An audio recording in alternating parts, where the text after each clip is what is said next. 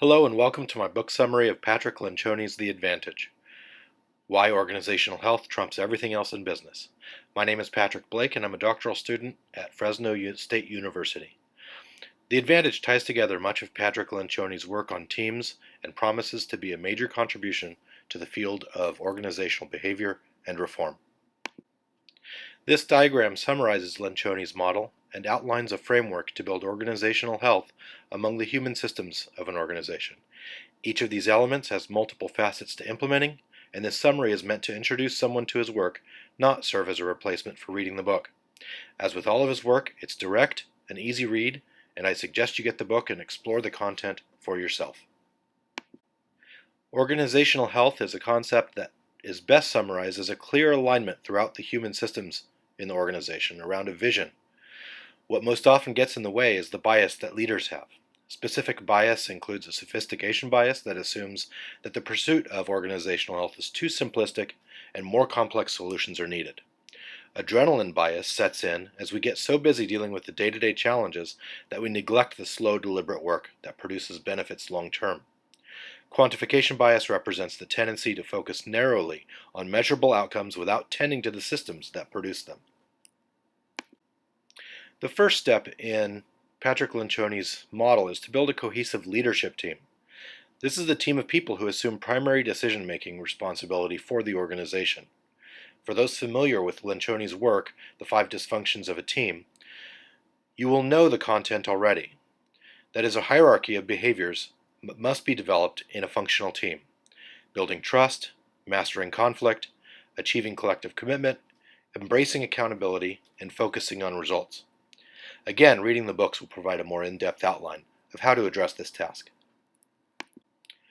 With a highly effective team, the second task is to answer key questions around the identity and operations of the organization to build a clear vision of purpose, operations, goals, and directions that will be the foundation of successful venture.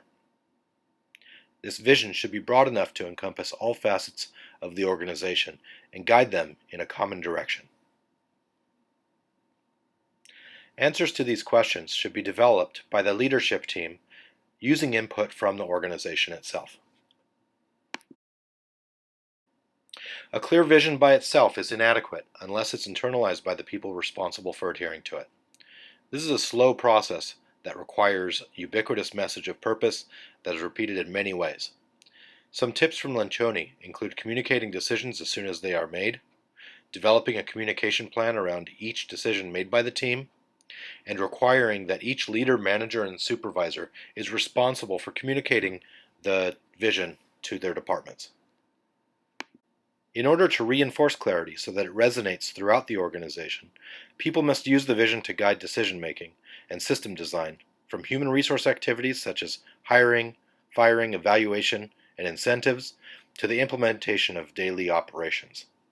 The question to ask is, does each activity of the organization carry out in alignment with the answers to questions developed in Step 2, creating clarity?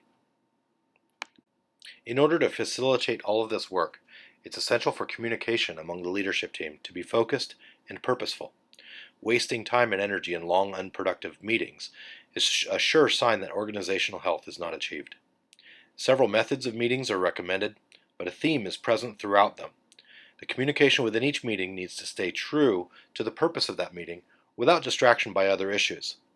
This prevents long, unfocused, unproductive meetings that waste time and energy of the organization.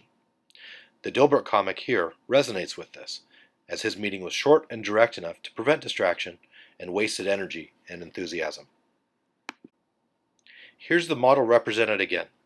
Take note that it is a circular process, not a linear one. Working on organizational health is messy, nonlinear work that takes time to get right. However, Lencioni asserts that the time spent deliberately towards these steps will prevent the problems that arise when this process is ignored.